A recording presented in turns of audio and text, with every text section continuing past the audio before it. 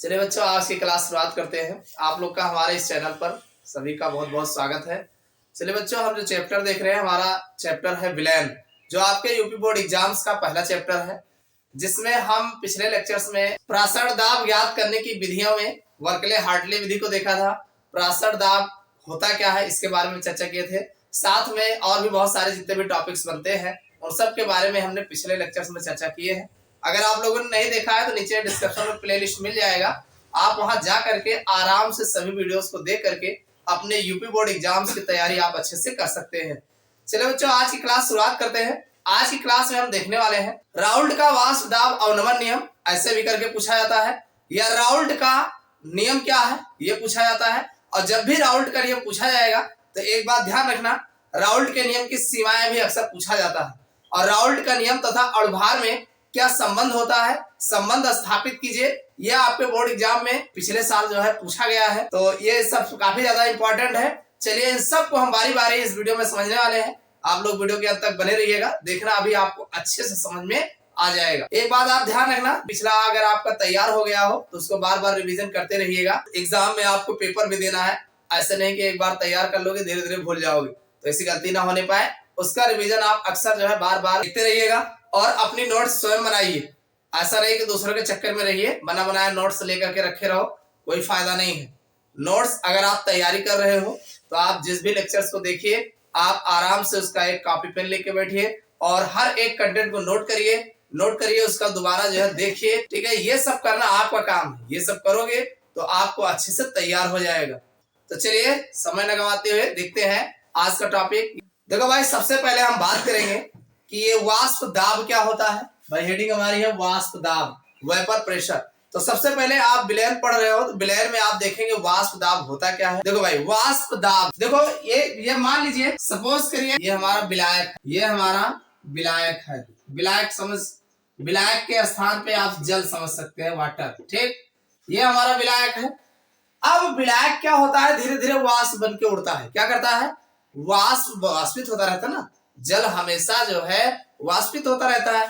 अब वो टेम्परेचर के ऊपर डिपेंड करता है। भाई ऐसे अगर रखे हुए हो तो ऐसे ही रखे हो तो कम वाष्पित होगा, लेकिन अगर धूप में रख दोगे जहां पर टेम्परेचर ज्यादा होगा, तो टेम्परेचर ज्यादा होगा, तापमान अधिक होगा तो ज्यादा वाष्पित होता है।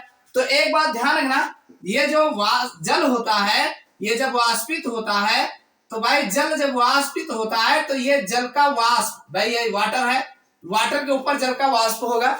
तो ये वाष्प जब ये वाष्पित होता है, ऊपरी सतह से जब ये वाष्पित होता है तो ये इस जल के ऊपर जो है एक दाब उत्पन्न करता है। क्या करता है, एक दाब लगाता है। भाई जैसे जैसे वाष्पित होता है तो इस वाष्प द्वारा द्रव की सतह पर उत्पन्न करता है दाब लगाता है। क्या करता है, दाब लगाता है।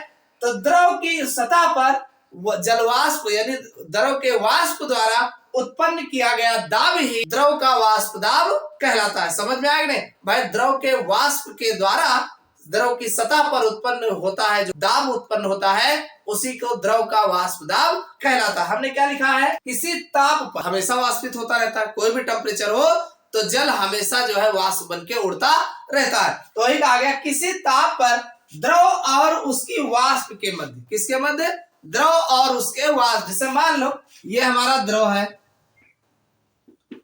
और इधर जो है वाष्प है इसका, तो द्रव और वाष्प के मध्य जो साम्य होगा, भाई दोनों, भाई द्रव वाष्पित हो रहा है, द्रव वाष्पित हो रहा है, वाष्प बन रहा है, तो वाष्प जो है द्रव की सतह पर एक दाब उत्पन्न कर रहा है। बस वही आपको जानना है कि किसी ताप पर द्रव और उसकी वाष्प के मध्य साम्य की अवस्था में, किसकी अवस्था में, साम्य की अवस्था में वाष्प द्वारा द्रव की सतह पर उत्पन्न किया गया दाब। भाई ये बीच में क्या लगाया गया, साम्य लगाया गया है ना, यही तो साम्य अवस्था वाले निशान है, उत्क्रमणीयता बोला जाता है। तो द्रव और वाष्प के मध्य उसकी साम्य की अवस्था में, यानी वाष्प द्वारा द्रव की सतह पर उत्पन्न किया गया दाब ही द्रव का वाष्प दाब कहलाता है। समझ में आ गया ना, द्रव का वाष्प दाब क्या होता है, एग्जाम में कभी कभी पूछ लेते हैं कि द्रव का वाष्प दाब से आप क्या समझते हैं, तो आप बताएंगे स्थिर ताप पर द्रव और वाष्प के मध्य जब साम्य होता है तो वाष्प द्वारा द्रव की सतह पर उत्पन्न किया गया दाब ही द्रव का वाष्प दाब कहलाता है। क्लियर हो गया ना। तो ये तो हो गया द्रव का वाष्प दाब। अब हम द्रव के वाष्प दाब के साथ राउल्ट का नियम में क्या संबंध है, यानी राउल्ट का नियम क्या होता है, इसको भी जान लेते हैं। देखो भाई, अगर हम बात करें राउल्ट के नियम की, किसके, राउल्ट का नियम क्या है, तो ध्यान सुनिएगा भाई। ये आपके बोर्ड एग्जाम्स में बहुत पूछा गया है, ये अक्सर पूछा जाता है। ध्यान दोगे तभी याद हो जाएगा, और नहीं तो रट्टा मारते रहना, कभी याद भी नहीं होगा। हमने क्या कहा है, हमने कहा राउल्ट के नियमानुसार दो या दो से अधिक द्रव से मिलकर बने मिश्रण।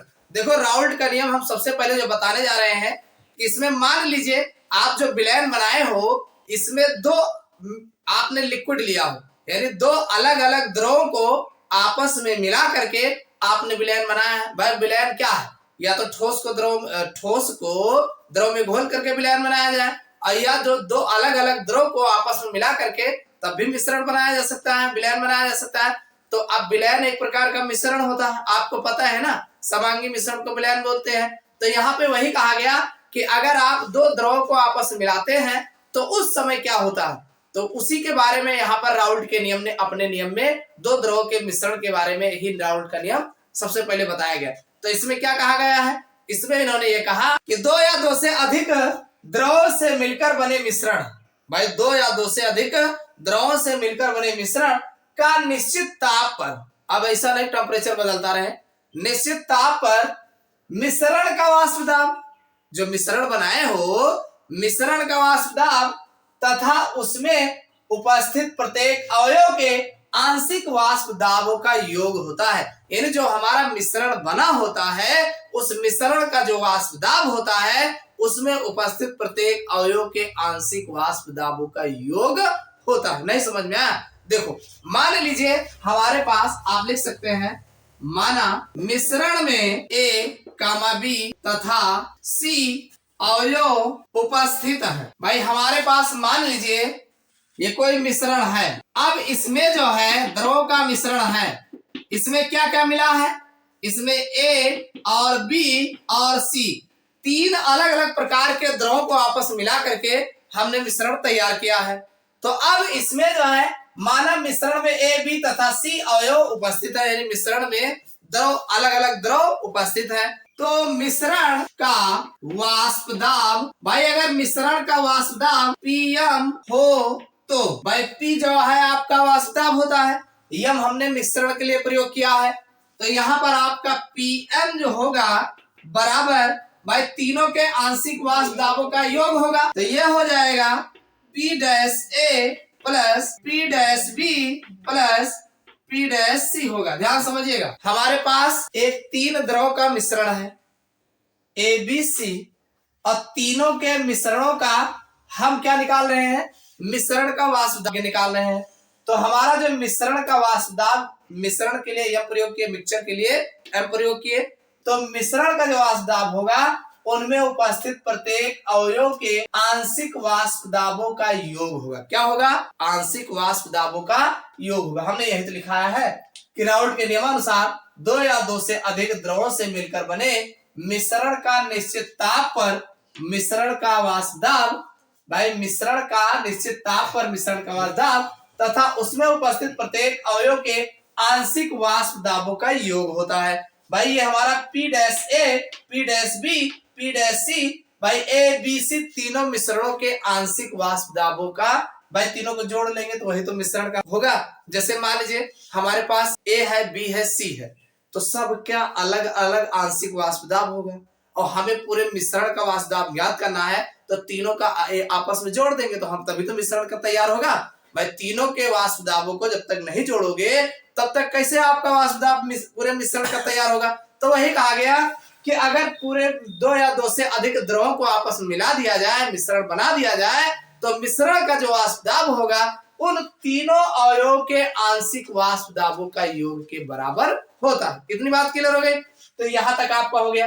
अब बात यह आती है, अलग अलग आपका तत्व आपने अवयव मिलाया है, इसका आंशिक दाब क्या होता है, यानी आपका आंशिक दाब किसे कहते हैं। तो देखिए आंशिक, हमने क्या कहा, आंशिक वाष्प दाबों का योग होता है। तो आंशिक वाष्प दाब क्या होता है इसको भी जान लो। तो इसके लिए कहा गया किसी अवयव का आंशिक वाष्प दाब, ध्यान समझिएगा, अवयव का आंशिक वाष्प दाब, अवयव मतलब समझ रहे हैं ना, अलग अलग जिनको मिलाया उनको अवयव बोलते, तीन लोग को मिलाया तो अवयव ए, अवयव बी, अवयव सी, अलग अलग 3 लोग होंगे।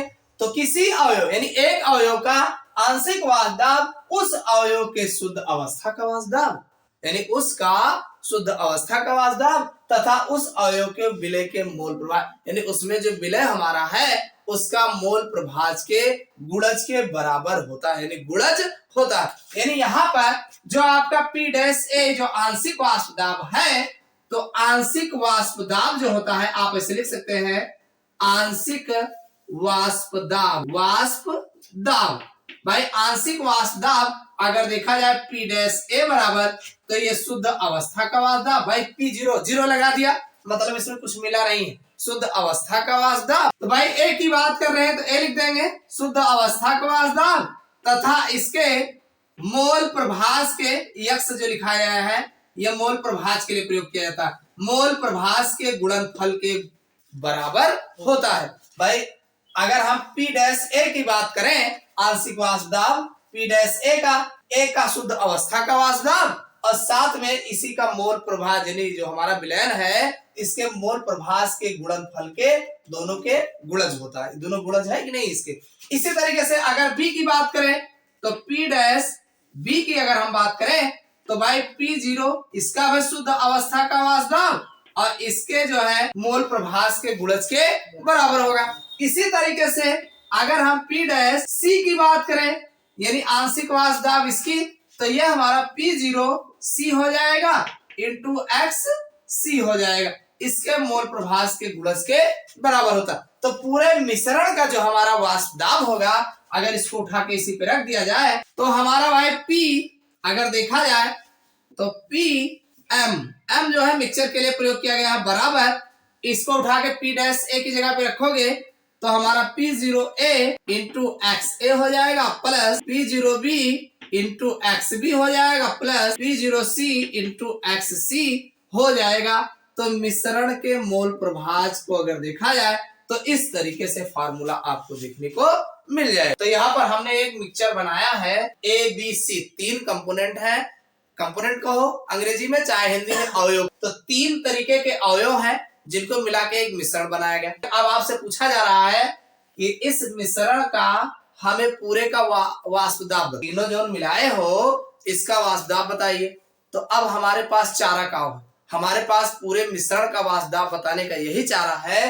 तो यही कहा गया कि भाई किसी मिश्रण का वाष्प दाब जो होता है, ये पीएम जो लिखा है यह मतलब मिक्सचर का पहला अक्षर यम लिया गया है, ठीक। तो पीएम जो है पूरे मिश्रण का वाष्प दाब हो गया और वो किसके बराबर है, उसके अलग अलग प्रत्येक अवयव के आंशिक वाष्प दाबों का योग होता है। क्या होता है, आंशिक वाष्प दाबों का योग होता है। तो ये P डैश ए हो गया प्लस P डैश बी हो गया प्लस P डैश सी हो गया, तीनों के आंशिक वाष्प दाबों का योग होता है। भाई मिश्रण का जो हमारा वाष्प दाब होगा उनमें जो जो अवयव मिलाए हैं, जो जो अलग अलग मिलाए हैं, उन सबके आंशिक वाष्प दाबों का योग होगा। आंशिक मतलब थोड़ा थोड़ा मिलेगा, आंशिक मतलब थोड़ा थोड़ा, अरे जितना थोड़ा थोड़ा होगा सबका सबको जोड़ लेंगे उतना हो जाएगा और क्या, ठीक है।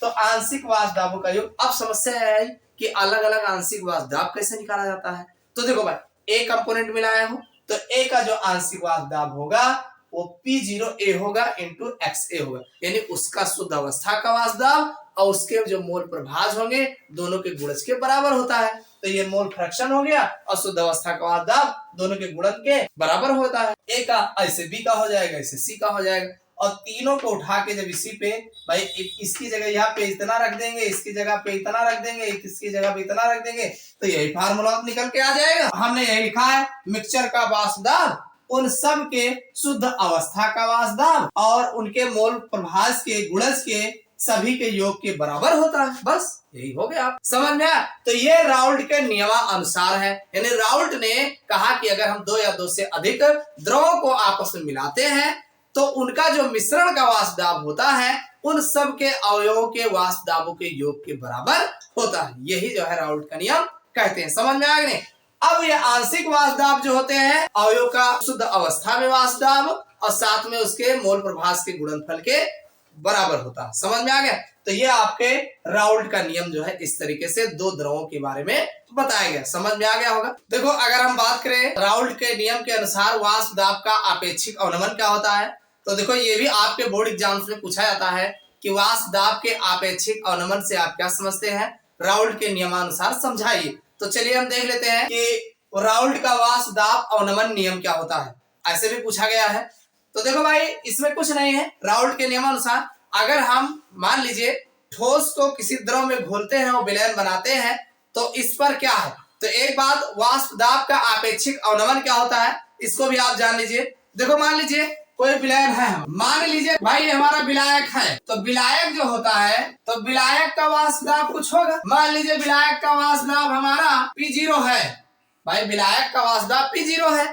अब इसमें कोई आप विलय डाल देते हैं, क्या डाल देते हैं, विलय। तो जब आप विलय डालते हैं तो हमारा बन जाता है विलयन। क्या बन जाता है, विलयन।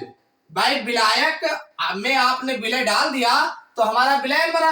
तो जब विलयन बन जाएगा तो इसका जो वाष्प दाब होगा PS हो जाएगा, घट जाएगा।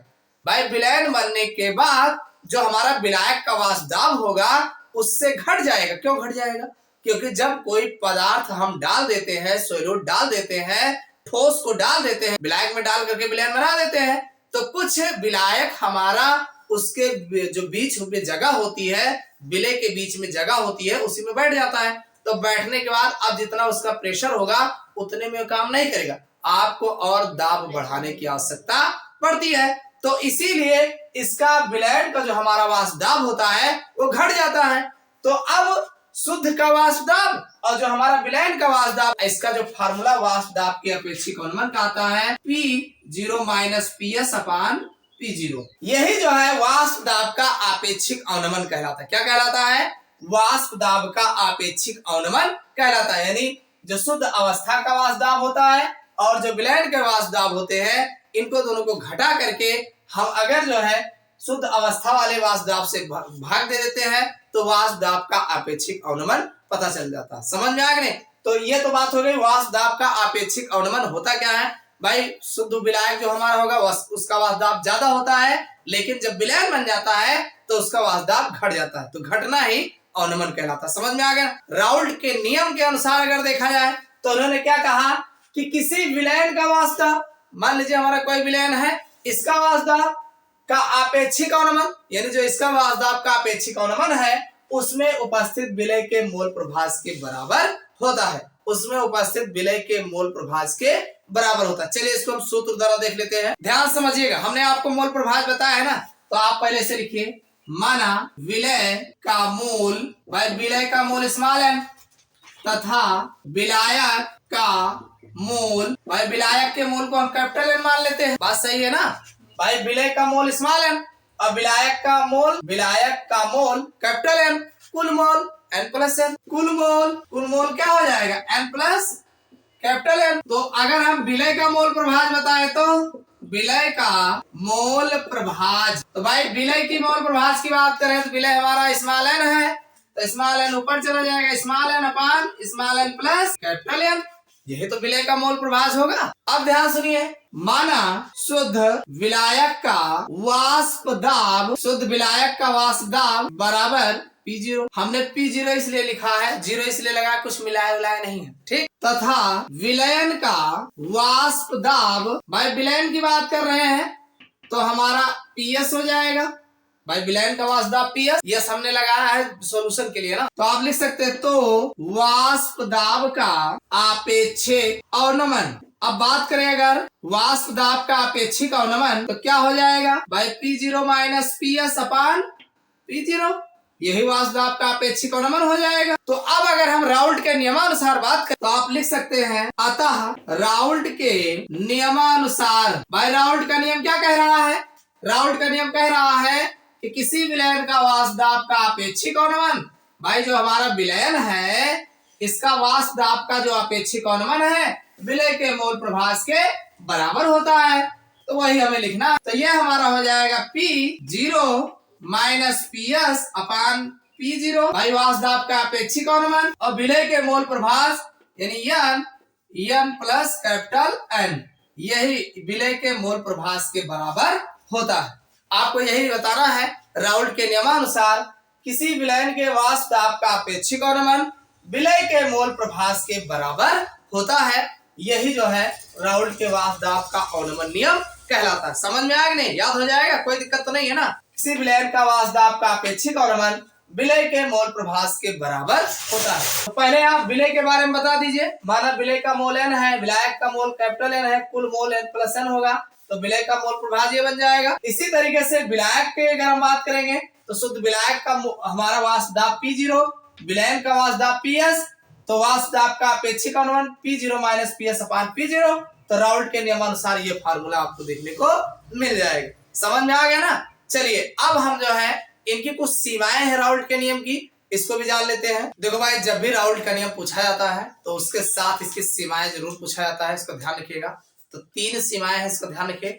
पहली सीमाएं ये है कि राउल्ट का नियम तन विलयनों के लिए लागू होता है, यानी अगर डाइल्यूट सॉल्यूशन है तो उस पर राउल्ट का नियम लागू होता है, लेकिन सांद्र विलयन पर राउल्ट का नियम लागू नहीं होता। पहला याद हो जाएगा ना, राउल्ट का नियम तन विलयनों के लिए लागू होता है, जबकि सांद्र विलयन राउल्ट के नियम का पालन नहीं करते। दूसरे सीमाएं की अगर हम बात करें तो वाष्पशील पदार्थों के विलयनों पर। अब ये वाष्पशील पदार्थ कौन होते हैं भाई? बहुत सारे पदार्थ ऐसे जिसको घोल दोगे वाष्प करके उड़ जाएंगे, तो ऐसे पदार्थों के विलयनों पर, वाष्पशील पदार्थों के विलयनों पर राउल्ट का नियम लागू नहीं होता है। जो अवाष्पशील पदार्थ होते हैं उनके तन विलयनों पर राउल्ट का नियम लागू होता है। अब ये अवाष्पशील पदार्थ कौन कौन होते हैं? जैसे मान लीजिए NaCl हो गया, NaCl इसको घोल दोगे तो उड़ेगा नहीं। दूसरा आपका जैसे CuSO4 है, ये भी हो सकता है। और आपका बहुत सारे पदार्थ ऐसे होंगे जो वाष्पित ना हो, तो ये आपके अवाष्पशील पदार्थ होते हैं जिनके तन विलयनों पर राउल्ट का नियम लागू होता है। सांद्र विलयन पर वैसे भी राउल्ट का नियम लागू नहीं होता। ठीक, इसी तरीके से अगला ये बताया गया है कि विद्युत अपघट्टों के विलयनों पर राउल्ट का नियम लागू नहीं होता। अब ये विद्युत अपघट्ट कौन होते हैं भाई? विद्युत अपघट्ट जैसे यहाँ पे NaCl लिखा है, इसको जल में जैसे ही डालोगे Na plus charge Cl negative charge में टूट जाएगा। तो जो विद्युत अपघट्ट होते हैं जिनको जल में घोलने पर जलीय विलयन में धारा प्रवाहित हो जाती है, ऐसे विलयनों पर भी राउल्ट का नियम लागू नहीं होता है, क्योंकि जल में घुलने के बाद ये आयन देते हैं। क्या देते हैं? आयनों में वियोजित हो जाते हैं, तो इस पर भी राउल्ट का नियम लागू नहीं होता। तो 3 सीमाएं हैं, इसको दिमाग में रख लीजिएगा। पहली बात तो तन विलयनों पर ही राउल्ट का नियम लागू होता है, सांद्र विलयन राउल्ट के नियम का पालन नहीं करते हैं। दूसरा ये है जो वाष्पशील होते हैं उन पर भी जो है राउल्ट का नियम लागू नहीं होता है, जो अवाष्पशील पदार्थों के तन विलयनों पर ही राउल्ट का नियम लागू होता है। और अगला ये है जो विद्युत अपघट्ट होते हैं, जो जलीय विलयन में वियोजित हो जाते हैं, इन पर भी राउल्ट का नियम लागू नहीं होता। तो ये वीडियो आपको कैसा लगा कमेंट करके जरूर बताइएगा। वीडियो को लाइक नहीं किया हो लाइक कर दीजिएगा, अपने यार दोस्तों के साथ शेयर करिएगा, चैनल पर नया सब्सक्राइब कर लेना। फिर मिलते हैं अगले क्लास में इसके आगे के टॉपिक को लेकर।